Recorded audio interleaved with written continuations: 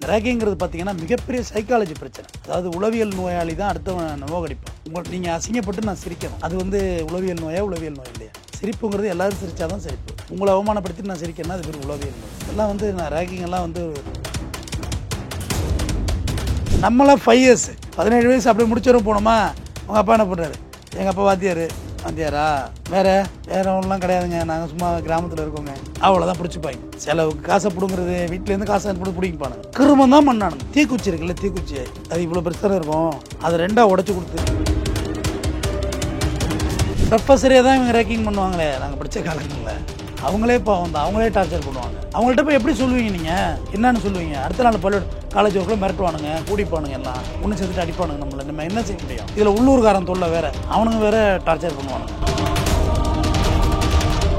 Class விட்டு வெளில வர்றீங்களா, அப்படியே இடுப்பில் கையை ஊற்றி எடுத்துகிட்டு போயிடுவானுங்க. இது வடிவேல் ஜோக்கு மாதிரி. இங்கே ஒரு அடிமை சிக்கிருக்கடா, நான் ஒரு வாரம் வச்சு அடிக்கிறேன், நீ என்ன மச்சான் நான் பிஸியாக இருக்கேன், நீ அடிச்சு அனுப்புன்னு சொல்லுவான்ல, அதேமாரி அப்படியே பேச்சு அடிச்சுட்டு போயிடுவானுங்க. 10 பேர் 5 பேரா ஒரு ரூமில் அடிச்சு கொண்டு நம்ம டார்ச்சர் பண்ணுறது. கனியாமுதூர் இப்போ ஸ்ரீமதி இறந்துச்சுல்ல, அப்போ அந்த குழந்தைக்கு என்ன பிரச்சனை இருந்துச்சுன்னு யாருமே கேட்கலையே. இறந்த பிறகு நீதி வேணும், ஸ்ரீமதிக்கு ஹாஸ்டாக் போட்டோம், பெரிய கலவரம் நடந்துச்சு, பஸ்ஸை கொளுத்தணும், எல்லாம் நடந்துச்சு.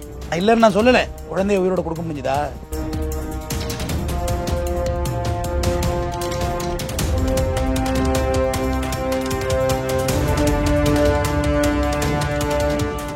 ரியல் ஒன் நேயர்களுக்கு வணக்கம். இன்றைய நேர்காணலுக்காக நம்முடன் இணைகிறார் குற்றவியல் வழக்கறிஞர் திரு RS தமிழ்வாணன் அவர்கள். வணக்கம் சார். வணக்கம். பள்ளி காலத்தை முடிச்சுட்டு காலேஜ் லைஃப்குள்ளே என்ட்ரு வர மாணவர்கள் ஒரு பக்கம், இந்த காலேஜ் முடிச்சுட்டு செகண்ட் இயர் தேர்ட் இயர் இந்த எண்டிங்கில் இருக்கிற சீனியர்ஸ் ஸ்டூடெண்ட் ஒரு பக்கம். ஸோ காலேஜ் ஓப்பன் ஆக போகுது. ஸோ அதோட அவங்களுக்கான ஒரு ட்ரெண்டிங்கான ஒரு லைஃப் ஒன்று வச்சுருப்பாங்க, ரேகிங். ஸோ இதுதான் காலேஜ்னாலே எல்லாருக்கும் போலம்னாலும் அந்த ரேகிங் கல்ச்சர் தான் ஞாபகம் வரும். ஸோ அதை பற்றி சொல்லுங்கள். இல்லை, ரேகிங்கிறது ஒரு உளவியல் பிரச்சனை, சைக்காலஜி பிரச்சனை உள்ளவன் தான் அடுத்தவனை நோகடிச்சு தான் சிரிப்பான்.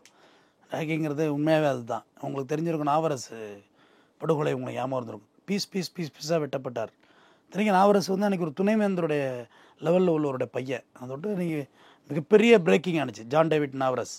அது பெரிய பிரேக்கர் ஆனது ரேக்கிங்கில். அதுதான் முதல் முறை ரேக்கிங்னாங்க. அப்புறம் ஹோமோசெக்சுவல்னாங்க, என்னென்னமோ பல பேர்களில் அது அங்கீகரிக்கப்பட்டுச்சு, அதாவது சொல்லப்பட்டுச்சு. ஆனாலும் ரேக்கிங் தான் அது உண்மையான விஷயம். இந்த ரேக்கிங்கிறது பார்த்திங்கன்னா மிகப்பெரிய சைக்காலஜி பிரச்சனை. அதாவது உளவியல் நோயாளி தான் அடுத்தவன் நோகடிப்பான். நீங்கள் அசிங்கப்பட்டு நான் சிரிக்கணும். அது உளவியல் நோயா உளவியல் நோய் இல்லையா? சிரிப்புங்கிறது எல்லோரும் சிரித்தாதான் சிரிப்பு. உங்களை அவமானப்படுத்தி நான் சிரிக்கிறேன்னா அது பேர் உளவியல் நோய். இதெல்லாம் நான் ரேக்கிங் எல்லாம் நான் இன்றைக்கி எனக்கு இத்தனை வயசாகிட்டு நல்லா ரொம்ப பாதிக்கப்பட்டவன் ரேக்கிங்னால். நான் படித்த கல்லூரியில் அன்றைக்கி அவ்வளோ பெரிய சட்டம்லாம் இல்லை. இன்றைக்கெல்லாம் சட்டம் ஏற்றிட்டாங்க. இன்றைக்கி எங்கள் கல்லூரியெல்லாம் வேறு மாதிரி அப்டேட் ஆகிட்டு, நீங்களாம் ரேக்கிங்கெல்லாம் பண்ணால் தொலைஞ்சான் அதோட. ஆனால் நாங்கள் படித்த காலங்களில் அப்படி இல்லை, வேறு மாதிரி இருந்துச்சு. 2வது 12th வரையும் எங்கள் அப்பா அம்மாவோட கட்டுப்பாட்டில் நம்ம இருக்கோம். ஸ்கூல் விட்டால் வீடு, அவ்வளோதான் தெரியும். இப்போ உள்ள பசங்க மாதிரி கூட அப்போ கிடையாதுங்க. நம்ம படித்த சீரியலில் சொல்கிறேன். நம்ம எங்கே போயிருப்போம் 12th படித்தப்பெல்லாம்? எங்கேயும் கோயில் திருவிழாவுக்கு போவோம், இந்த ஆட்டம் பார்க்க போகிறது, படம் கோயிலில் படம் ஓடும். வேறு அப்போ டிவி ஆப்ஷன்லாம் அவ்வளோ இல்லை, கோயிலில் தான் படம் ஓடும். அங்கே பார்க்க போவோம், வீட்டுக்கு வருவோம், திருப்பி அதிகபட்சம் கடையில் பரோட்டா சாப்பிட்றது தான் அப்போ. வேறு எதுவுமே கிடையாது, 10 ரூபாய் 20 ரூபாய்க்கு. ஆனால் அப்படியே கல்லூரி கொண்டு நம்மளை சேர்க்குறாங்க. அது இந்த யூஜி படிச்சுட்டு வருவாங்க, யூஜி ஒரு 3 இயர்ஸ் படிச்சுட்டு வருவாங்க. அவங்களுக்கு கூட அவ்வளோ பெரிய, ஏன்னா ஏற்கனவே ஒரு காலேஜை பார்த்து தொட்டு காலேஜுக்குள்ளே வரக்குள்ளே தான் ஒரு ரவுடி, இல்லை எங்கள் அப்பா ஒரு ரவுடி, எங்கள் மாமா ஒரு ரவுடி, நாங்கள் பொருளாதாரத்தில் பெரிய குடும்பம் அப்படின்னு சொல்லி மேட்ச் பண்ணிடுவாங்க. மேட்ச் பண்ணால் நமக்கு அவங்கள யாரும் டிஸ்டர்ப் பண்ண மாட்டாங்க. இந்த 3 இயர்ஸ் கோர்ஸ் படிக்கிறவங்கள. நம்மளாம் 5 இயர்ஸ் 17 வயசு அப்படியே முடிச்சவரும் போனோமா. உங்கள் அப்பா என்ன பண்ணுறாரு? எங்கள் அப்பா வாத்தியாரா சரி வேறு ஒன்றுலாம் கிடையாதுங்க, நாங்கள் சும்மா கிராமத்தில் இருக்கோங்க, அவ்வளோதான் பிடிச்சிப்பாங்க. செலவுக்கு காசை பிடுங்கிறது, வீட்டிலேருந்து காசை பிடிப்பானுங்க. அக்கிரமம் தான் பண்ணானுங்க. நமக்கு செலவு கொடுக்குறாங்க காசு, அதை பிடிங்கிட்டு போய் சரக்கடிக்க போகிறது. தீக்குச்சி இருக்குல்ல, தீக்குச்சி அது இவ்வளோ பிரச்சனை இருக்கும், அதை 2 உடச்சி கொடுத்து அப்படியே செவத்தை அளக்க சொல்லுவானுங்க. அளந்து பாருங்களேன், இதுலேருந்து அது வரைக்கும் 2200 இருக்குண்ணே, 2201 இருக்குது, மறுபடியும் அலடா அப்படின்னு. இந்த மாதிரி கொடுமைப்படுத்துறது. விடிய தூங்க விட மாட்டானுங்க, விடிய டார்ச்சர் பண்ணுவானுங்க, விடிய உட்காந்து சீட்டு விளையாடுவானுங்க. நம்ம போய் விடிய அவனுக்கு சங்க சவரட்டம் பண்ணிக்கிட்டு இருக்கணும். தண்ணி முண்டாக கொடுக்கணும், போய் எங்கேயாவது சிகரெட் வாங்கிட்டு விடாமல் பைக் எடுத்துகிட்டு போகணும். அதில் போலீஸ் பிடிச்சிப்பான் நைட்டில், அதுக்கு வேறு பதில் சொல்லணும். லா காலேஜ் ஸ்டூடெண்ட்டு, எந்த இயர், ஃபஸ்ட் இயர், ஏன்டா இந்த நேரத்தில் போகிறீங்களா அட்வைஸ் பண்ணுவாங்க. தெரியும் அவங்களுக்கு எதை விரட்டுறானுங்கன்னு. அவ்வளோ துன்பங்களை எல்லாம் சந்தித்து தான் இருக்கும். பல நாட்கள் நாங்கள் ரூம்லேயே தூங்கினதில்லை. அங்கே ஏரியாவில் எங்கேயாவது கோயில் குளம்னு இருக்கும் தெரியுமா, அங்கே போய் கொசுக்கடியில் படுத்துடுறது. நான் இல்லை, என்னோடய சக மாணவர்களும் அப்படி தான் இருந்தோம். ஏன்னா அவ்வளோ கொடுமைக்கு ஆளாகிற ஒரு காலகட்டம். வீட்லேயே அதை புரிஞ்சுக்கிற தன்மை பெற்றோர்களுக்கு அறவே கிடையாது. இப்போ நான் போவேன், இப்போ எனக்கு நடந்த அனுபவத்தை சொல்கிறத பெட்டராக இருக்கும்னு நினைக்கிறேன். நான் போவேன் கல்லூரிக்கு, உடையாந்துருவேன். வெள்ளிக்கிழமை நைட்டு பஸ்ஸு பிடிச்சி உடையாந்துடுறது, உடையாந்து வீட்டில் இருக்கிறது, திருப்பி திங்கக்கிழமை காலைல போகிறது. போனால் அங்கே மறுபடியும் டார்ச்சரு, மறுபடியும் அங்கே நெருக்கடிகள், தொல்லை, செயினை பிடிச்சி அடவு வைக்கிறது. நம்ம செயினை வாங்கி அடவு வச்சுருவானோம், எடுத்து கொடுக்குறது இல்லை, மிரட்டுறது, கேட்டால் மிரட்டுறது, அடிக்கிறது, இந்த மாதிரியான ஒரு தொல்லை. அப்போ ஒரு போலீஸுக்கு போகிற அளவு கூட நமக்கு தெரியாது. எப்போ 300-400 கிலோமீட்டர் தாண்டி படிச்சுக்கிட்டு இருக்கோம், நமக்கு என்ன தெரியும்? போலீஸை கண்டாலே நமக்கு பயமாக இருக்குமே. அப்போ அப்படி ஒரு சூழலில் நம்ம வாழ்ந்த காலகட்டம் அது. அவ்வளோ ஒரு கொடுமையான ரேக்கிங், நம்மளை அரை நிர்வாணப்படுத்துறது எல்லாமும். இன்னும் ரொம்ப இன்டெப்த்தான ரேக்கிங் எல்லாம் இருக்குது, கேவலமான ரேக்கிங் எல்லாம் இருக்குது. எல்லாமும் பண்ண அது எல்லாமே கூட நம்ம மூடி படித்தவன் தான். அவன் கேட்டால் என்ன சொல்லுவான், நான் அவ்வளோ அனுபவிச்சல, நீங்கள் மட்டும் என்னடா இவ்வளோ சீக்கிரம் தூங்குறது? தூங்க விட மாட்டானுங்க, தண்ணியை ஊற்றுவானுங்க, அப்படி உடத்து தண்ணி முண்டு மேலே ஊற்றி விட்றது. அப்பப்பப்பப்பா அவ்வளோ நான் யாரையும் ரேக்கிங் பண்ணதில்லை. ஏன்னா அப்பயே தெரிஞ்சுக்கிட்டு இது வந்து ஒரு சைக்காலஜி பிரச்சனைன்னு. நான் கடக்கிறதுக்குள்ளே பட்ட பாடு, ஐயோ அவ்வளோ துன்பத்தை அனுபவிச்சாச்சு. பெற்றோர்களை அண்டர்ஸ்டாண்ட் பண்ணணுங்க. பசங்க தானேங்க, நம்ம பார்த்து வளர்ந்த பிள்ளை. அப்படி பார்த்தாலும் ஒரு 20 வயசு மூத்தவங்க தான் நம்ம பெற்றோர்களாக இருப்பாங்க. அண்டர்ஸ்டாண்ட் பண்ணணும், இவன் என்ன பிரச்சனையில் இருக்கான், இவனுக்கு என்ன வேறு என்ன பிரச்சனை இவனுக்கு. அவ்வளோ ஒரு 10 நிமிஷம் தனியாக கூப்பிட்டு பேசணும்ல. குறையே சொல்லிக்கிட்டு இருக்கக்கூடாது பிள்ளைங்க மேலே. என்னப்பா பிரச்சனை, ஏன் கல்லூரி பிடிக்கலையா, வேண்டாமா, வேறு எங்கேயாவது சேர்றியா, என்னாச்சு அப்படின்னு கேட்கணும். அது யாரும் கேட்கறது கிடையாது. ஃபீஸ் கட்டிட்டோம், இங்கே தான் படிக்கணும் அப்படின்ற ஒரு போட்டு ஜெயில், அது ஜெயில் தான். கொண்டு போய் அடைச்சது தான். புழலில் கொண்டு அடைச்சா புழலில் தான் நீ இருக்கணும். எந்த உரிமைகளும் அங்கே இருக்காது. காலைல 6 மணிக்கு எழும்போனோம், நைட் 6 மணிக்கு ரூமை சாத்தணும்னு ஜெயிலான்னு கேட்குறது இயல்பான வாழ்க்கை தானே. அப்போ இந்த ரேக்கிங்கில் முதல்ல வந்து விடுதலை பெற வேண்டிய பெற்றோர்கள். நீங்கள் பெற்றோர்கள்ட்ட தைரியமாக சொல்லுங்கள். மாணவ மாணவிகளே, எனது அருமை சகோதர சகோதரிகளே, பெற்றோர்கள்ட்ட சொல்லுங்கள். பள்ளிக்கூடத்தில் என்ன அபியூஸ் நடந்தாலும் சொல்லுங்கள். பள்ளிக்கூடத்தில் இப்போ அபியூஸ் நடக்குதுங்க. இப்போ உங்கள் இதில் பார்த்தீங்கன்னா, இப்போ ப்ரொஃபஸருக்கும் ஸ்டூடெண்ட்டுக்குள்ள ரேக்கிங் நடக்குமா? ப்ரொஃபஸரே தான் இவங்க ரேக்கிங் பண்ணுவாங்களே நாங்கள் படித்த காலங்களில். அவங்களே இப்போ அவங்களே டார்ச்சர் பண்ணுவாங்க. அவங்கள்ட்ட போய் எப்படி சொல்லுவீங்க நீங்கள்? என்னன்னு சொல்லுவீங்க? அடுத்த நாள் காலேஜ் ஒர்க்கில் மிரட்டுவானுங்க, கூடிப்பானுங்க, எல்லாம் ஒன்று சேர்த்துட்டு அடிப்பானுங்க நம்மளை. நம்ம என்ன செய்ய முடியும்? இதில் உள்ளூர்காரன் தொல்லை வேறு, அவனுங்க வேறு டார்ச்சர் பண்ணுவானுங்க, மிரட்டுவானுங்க, லோக்கல்ரான்னு சொல்லிக்கிட்டு. அது ஒரு பிரச்சனை எல்லா ஊர்லேயும். ஏன்னா கல்லூரிகள் எல்லாமே ரிமோட் பிளேஸில் தான் இருக்குது, எதுவுமே ஹார்ட் ஆஃப் சிட்டிக்குள்ளே இருக்காது. ஒரு காலத்து ஹார்ட் ஆஃப் சிட்டிக்குள்ளே வரும் அது. ஆனால் ஃபஸ்ட்டு வைக்கிறது அவுட்டோரில் இடம் கிடைக்கும் கம்மி விலைக்கு. அங்கே உள்ளூர்காரங்களோட நியூசன்ஸ் அந்த பசங்களுக்கு இருக்கும். பைக்கை பிடுங்கிறது, ரூமில் வந்து சீட்டாடுறது, ரூமில் குடிச்சிட்டு தூங்கிக்கிறது, எழும்புறது கிடையாது. இந்த மாதிரியான நியூசன்ஸ் எல்லாம் இருக்கும் பிள்ளைங்களுக்கு. எப்போ அதுக்கு பிறகு தான் ஜான் டேவிட் நாவரசு, அதுக்கு பிறகு இது வந்து கோர்ட்டெல்லாம் கவனிக்க ஆரம்பிச்சிது. இப்போ ரேக்கிங்கெல்லாம் எவ்வளோ சட்டத்திட்டங்கள்லாம் ஏற்றிட்டாங்க. நீங்கள் போய் கம்ப்ளைண்ட் கொடுத்தாலே போதும், 3 வருஷத்துக்கான பனிஷ்மெண்ட் கொடுக்குறதுக்கான ஆப்ஷன்லாம் அதில் வந்துட்டு. கல்லூரி எல்லாமே இப்போல்லாம் ஸ்ட்ரிக்ட் ஆகிட்டாங்க. சஸ்பெண்ட் பண்ணிடுவாங்க, டிஸ்மிஸ் பண்ணிடுவாங்க. வாட்டி சஸ்பெண்ட் பண்ணுவாங்க, அடுத்த வாட்டி டிஸ்மிஸ் பண்ணிடுவாங்க. ஆனால் இந்த ஆப்ஷன்லாம் நாங்கள் படித்தப்போ இருந்திருக்கு. எங்களுக்கு தெரியல, எங்களுக்கு பயம். யார் போய் நம்ம சொல்கிறது? சொன்ன நாளைக்கு நம்மளை என்ன பண்ணுவானுங்க, கத்தியெல்லாம் எடுத்து வச்சுட்டு சண்டை போடுவானுங்க. நமக்கு என்ன தெரியும்? உண்மையான விஷயம் அதுதான். உலகத்தை தெரிஞ்சுக்கிறதுக்கே எனக்கு ரொம்ப நாள் ஆகிட்டு. பயம், யாரை பார்த்தாலும் பயம், என்ன பண்ணிடுவானோ நம்மளை அப்படின்னு சொல்லி. அது அந்த ப்ரெஷரேஷன் பார்த்திங்கன்னா, நம்ம வேறு வழியாக நமக்கு அந்த உளவியல் வெளிப்பட ஆரம்பிக்கும். அங்கே கொடுக்குற மன அழுத்தம் இருக்குல்ல, அது வேறு மாதிரி நமக்கு வெட்டிக்கும். ஆனால் அதை பெற்றோர்களுக்கு புரிஞ்சுக்கிற தன்மை இருக்காது. நல்லா அமைதியாக இருந்த புள்ள இவன் வேறு மாதிரி ஆகிட்டானே, இன்னும் திடீர்னு தண்ணி அடிக்கிற மாதிரி தெரிறான், திடீர்னு சிகரெட்டை பற்ற வைக்கிறான். அப்படி தான் அவனுக்கு என்ன பிரச்சனை இருக்குல்லாம் தெரியல. இவன் தண்ணி அடிச்சிட்டான், இவன் சிகரெட் அடிச்சிட்டான். இப்போ ரொம்ப சாதாரணமாயிட்டு தண்ணி சிகரெட்டாக எல்லாருமே அடிக்கிறானுங்களே. இதில் என்ன இருக்குது? இப்போ ரொம்ப கேஷுவலாகிட்டு. ஐயோ, அந்த மதுவுக்கு பின்னாடி போனது வந்து இப்போ ரொம்ப அதிகமாகிட்டுங்க. நாங்கள் படித்த காலங்கள்லையாவது ஒரு கிளாஸுக்கு ஒரு 20 பேராவது குடிக்காமல் இருப்பான். இப்போலாம் அப்படி இல்லவே இல்லை, எல்லோரும் அப்படி தான் இருக்கான். டோட்டலாகவே 99% மதுவுக்கு பின்னாடி இளைஞர்கள் போயிட்டாங்க. அப்போ அந்த பிள்ளைக்கு என்ன பிரச்சனை இருக்குதுன்னு பெற்றோர்கள் உணரணும், கூப்பிட்டு பேசணும். ஒரு மாதம் ஒரு முறையாவது கல்லூரியில் போய் பார்த்துட்டு வரணும் பிள்ளைய. பார்த்துட்டு அங்கே எல்லாம் அவனுக்கு நல்லது கிட்டதெல்லாம் வாங்கி கொடுத்துட்டு வந்தால் வீட்டிலேருந்து ஆளுக வர்றாங்கங்கிற ஒரு ஃபியர்னஸ் அடுத்தவனுக்கு இருக்கும். நாங்களும் ரவுடி தான் ஊரில் அப்படின்னு சொல்லி பழகிறதுக்கே நமக்கு 4-5 வருஷம் ஆகிட்டு. ஏன்னா நமக்கு தெரியாது, உண்மையை சொல்லிடுறோமே நம்ம தான். எங்கள் பேக்ரவுண்டு இவ்வளோ தான், வேறு ஒன்றும் கிடையாதுங்க அப்படின்னு யதார்த்தத்தை சொல்லிவிடுவோம். அப்போ அவனுங்களுக்கு ரொம்ப தொக்கா போயிடும். அவனுங்க தனக்கு ஒரு கேஸ் இருக்குது, நான் அது ஒரு பாருங்க, ஒருத்த மேலே வழக்கு இருக்குதுன்னு சொல்கிறது ஒரு ஹீரோயிசமாக பார்க்கப்படுது. அது ரைட்டு. படத்தில் வில்லனுக்கு போஸ்டர் ஓட்டுற அளவுக்கு நம்ம தான் வந்துட்டோமே. படத்தில் ஒரு ஆன்டி எலமெண்ட் ஒரு வில்லன் இருக்கான்னா அந்த வில்லனோட மாடுலேஷனை நம்ம மாடுலேஷனாக எடுத்துக்கிறோம். அப்புறம் இது எந்த வகையில் சரின்னு சொல்கிறது? மாணவிகளுக்கு என்ன மாதிரி ரேகிங் அங்கே நடக்குது? மாணவிகளுக்கு இதே பிரச்சனை உண்டு. இல்லை மாணவிகளே ரேகிங் பண்ணுவாங்க இல்லையா, அது என்ன மாதிரி பண்ணுவாங்க? கட்டாயமாக பண்ணுவாங்க. அதெல்லாம் இதே நம்ம சேம் பிரச்சனை. சர்வீஸ் பண்ண வைக்கணும், போய் தண்ணி மொண்டு வா, சாப்பாடு வாங்கினு வா, இதெல்லாம் பண்ணணும். ஆனால் அதில் எதிர்த்தவங்களாம் ஜெயிச்சிருக்காங்க. எனக்கு அது ஒரு விஷயம் இருக்குது. இந்த சீனியரை எதிர்த்தான் பார்த்தீங்களா, அவன்லாம் ஜெயிச்சு தான் இருக்கான். ஒரு 2 வாட்டி அடி வாங்கியிருப்பான், அப்புறம் இவனும் திருப்பி அடிக்க ஆரம்பிச்சிடுறானுங்க. பயந்து நம்ம கடைசி வரையும் பயந்து தான் காலத்தை ஓட்ட வேண்டியதாக இருக்குது. எது மெஜாரிட்டி? எதுக்குறவங்க மெஜாரிட்டியா, பயப்படுறவங்க மெஜாரிட்டியா? பயப்படுறவங்க தான் மெஜாரிட்டி.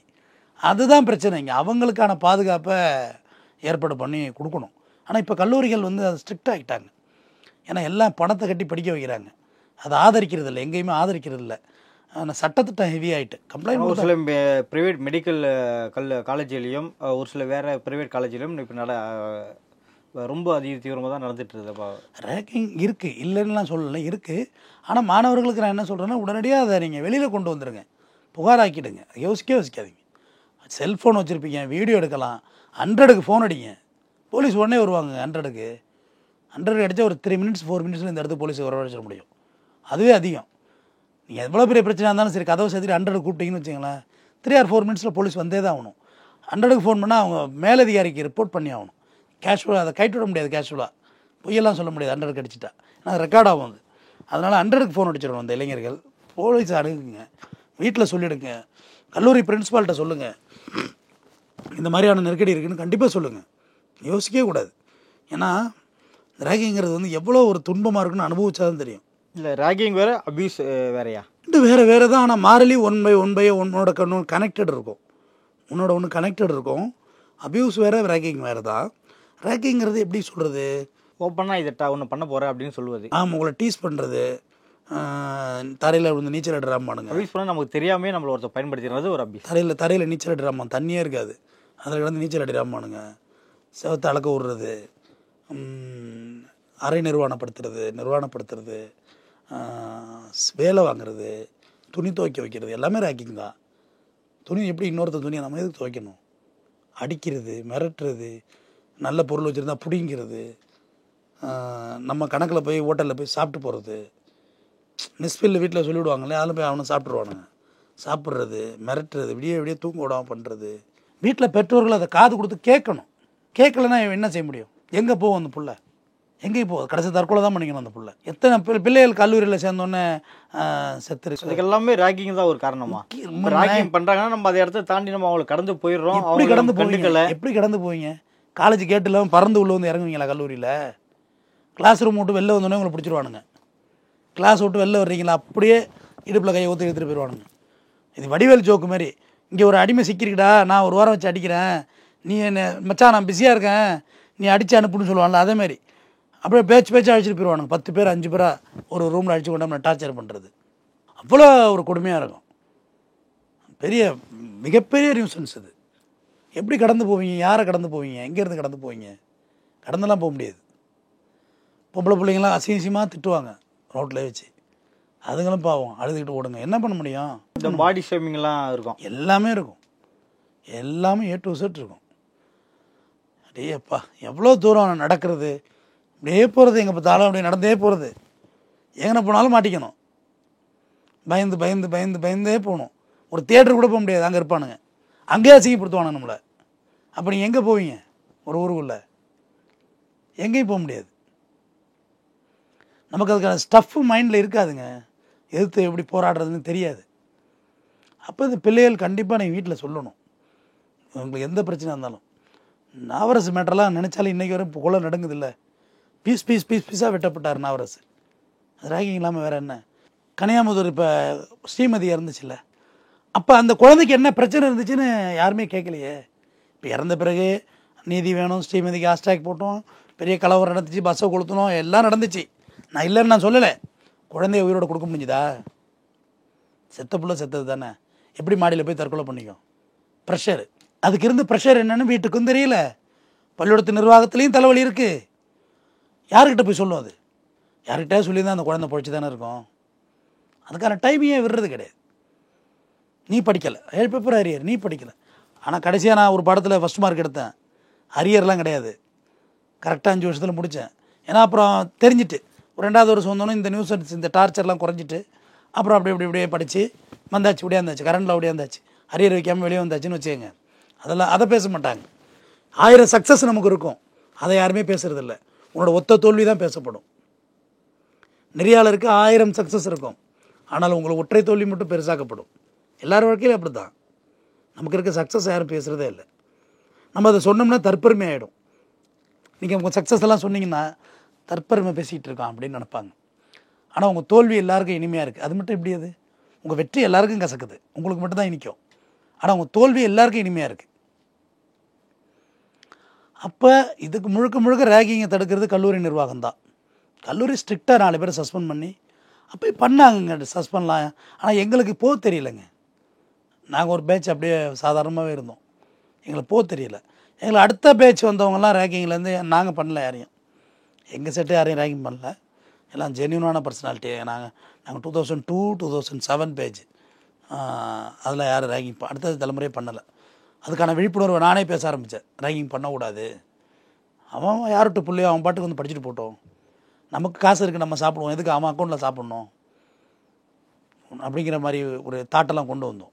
இது ஒரு பெரிய விழிப்புணர்வு ஏற்படுத்தப்பட்ட விஷயம்.